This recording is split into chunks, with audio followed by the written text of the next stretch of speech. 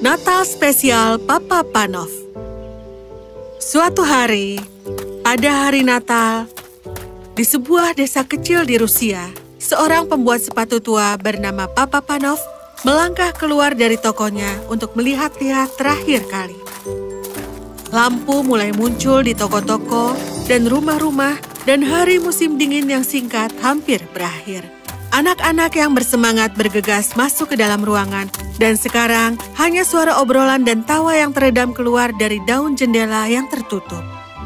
Aroma masakan Natal yang samar namun lezat mengingatkannya akan masa Natal yang lalu ketika istrinya masih hidup dan anak-anaknya ketika masih kecil bersamanya. Dan sekarang mereka pergi ke kota.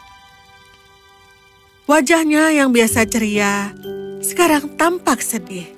Dengan berat hati, dia menarik daun jendela dan masuk ke dalam rumahnya.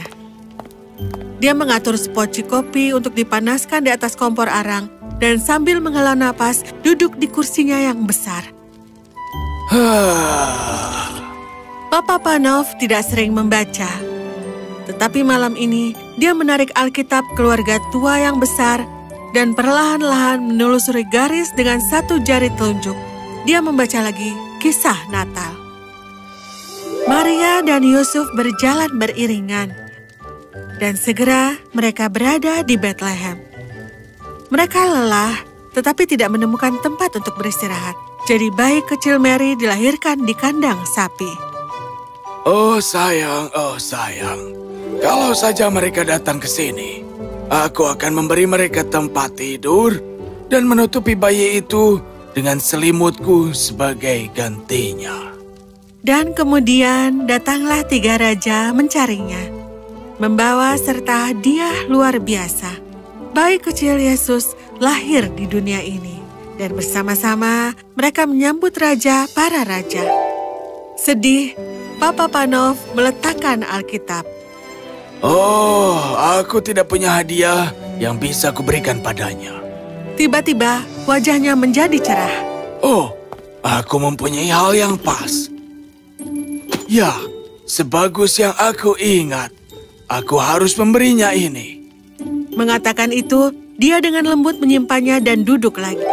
Dia merasa lelah sekarang, dan semakin dia membaca, semakin dia mengantuk.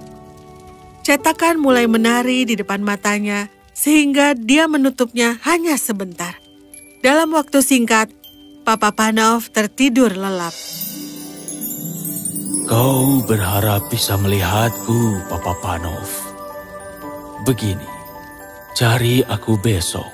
Ini akan menjadi hari Natal dan aku akan mengunjungimu. Tetapi hati-hati, karena aku tidak akan memberitahu siapa aku. Tunggu. Dan dengan kaget, Papa Panov terbangun dari tidurnya. Lonceng berbunyi dan cahaya tipis menembus tirai. Berkahi jiwaku, ini hari Natal.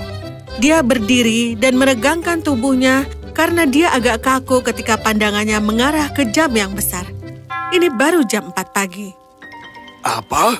Aku bangun pagi-pagi. Tiba-tiba, dia mendengar suara yang datang dari luar, dan wajahnya dipenuhi dengan kebahagiaan saat dia mengingat mimpinya. Oh, mimpiku. Ya, mimpiku. Wow, ini akan menjadi Natal yang sangat istimewa karena Yesus akan datang mengunjungiku. Tapi bagaimana penampilannya?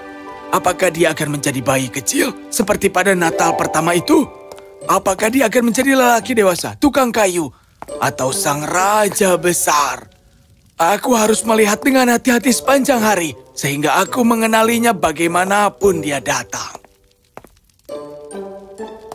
Papa Panov segera membuka tirai dan membuka jendelanya. Jalanan sepi kecuali penyapu jalan.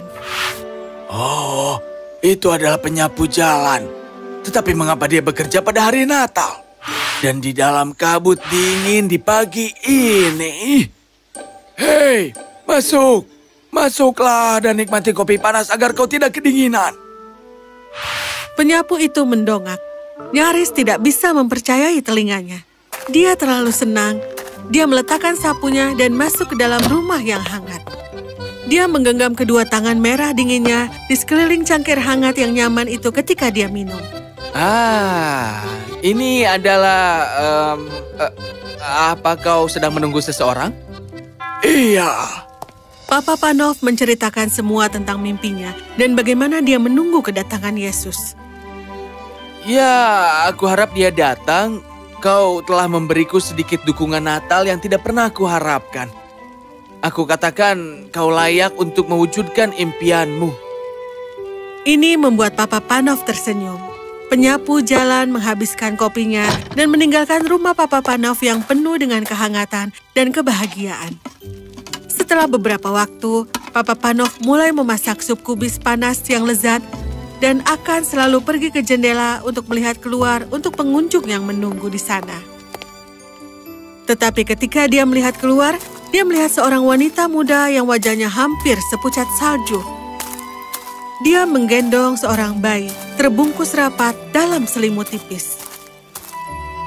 Ya ampun, bagaimana seseorang bisa berkeliaran di sana dalam cuaca dingin? Dan bayi yang malang, aku harus memanggilnya. Hei, maaf, Nona muda. Apa? Kumohon, silakan masuk ke rumahku dan hangatkan dirimu. Api itu akan membantu bayimu juga. Wanita malang itu sangat tidak percaya. Air mata mengalir di matanya. Oh, terima kasih, Tuan. Dia membiarkan Papa Panov membawanya ke tempat api yang hangat. Ketika dia duduk di sana, bayinya mulai berdegup. Oh, sangat menggemaskan. Biarkan aku menghangatkan susu untuknya. Oh, dan kau tidak perlu khawatir. Aku akan memberinya makan juga karena aku pernah punya anak. Papa Panov membawakan bayi itu susu hangat dan dengan hati-hati memberinya susu sesendok demi sesendok. Tetapi ketika dia melakukannya, dia melihat kaki bayi itu berubah menjadi sedikit biru karena kedinginan. Dia butuh sepatu. Kakinya sangat biru. Aku tidak punya uang untuk itu dan aku sedang dalam perjalanan ke desa berikutnya untuk mencari pekerjaan. Tidak ada yang bisa aku lakukan, Tuan. Papa Panov berpikir sejenak dan mengingat sepatu kecil yang dilihatnya tadi malam. Tapi sepatu ini untuk Yesus. Tetapi ketika dia melihat kaki bayi itu yang beku, dia langsung membuat keputusan. Ini, kau dapat punya ini. Oh, lihat betapa cocoknya itu. Sepertinya dia senang. Bayi perempuan kecil itu menendang kakinya dengan gembira. Kau telah begitu baik kepada kami. Semoga semua keinginan Natalmu akan terwujud, Tuan. Ketika wanita itu menikmati sup hangat, dia tampak cemas naik turun jalan. Ada banyak orang di sekitar, tapi mereka semua adalah wajah yang dia kenali. Ada tetangga yang akan memanggil keluarga mereka.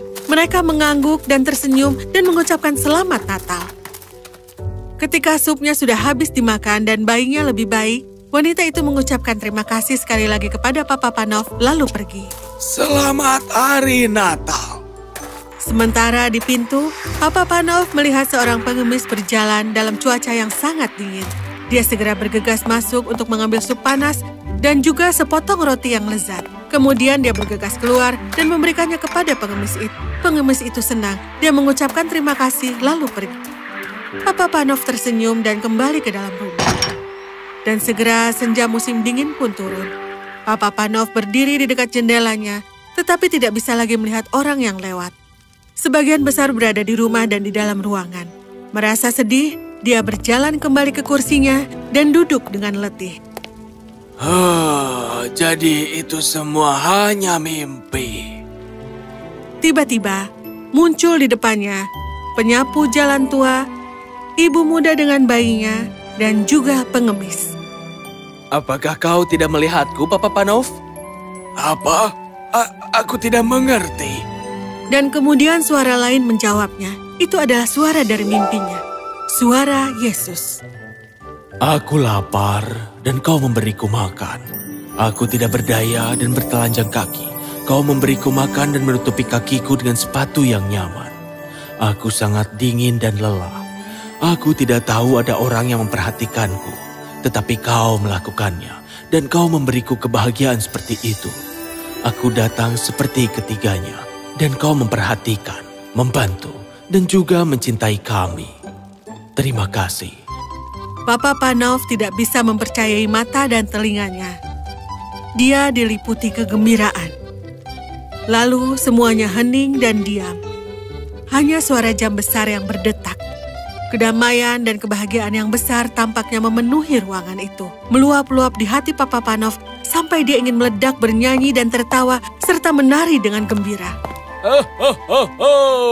Jadi dia memang telah datang. Selamat Hari Natal, selamat Hari Natal, selamat Hari Natal. Dan tahun baru. Dan dengan demikian, kemurahan hati Papa Panov telah membuat Natal menjadi ceria. Tidak peduli siapapun orangnya, memperlakukan siapapun dan semua orang dengan segala kebaikan yang dapat kau tawarkan adalah apa yang benar-benar membuat dunia yang baik. Tidak peduli apapun agamanya, Tuhan tetap tinggal di dalam semuanya. Hal utama yang harus kita lakukan adalah menyayangi semua orang dengan setara.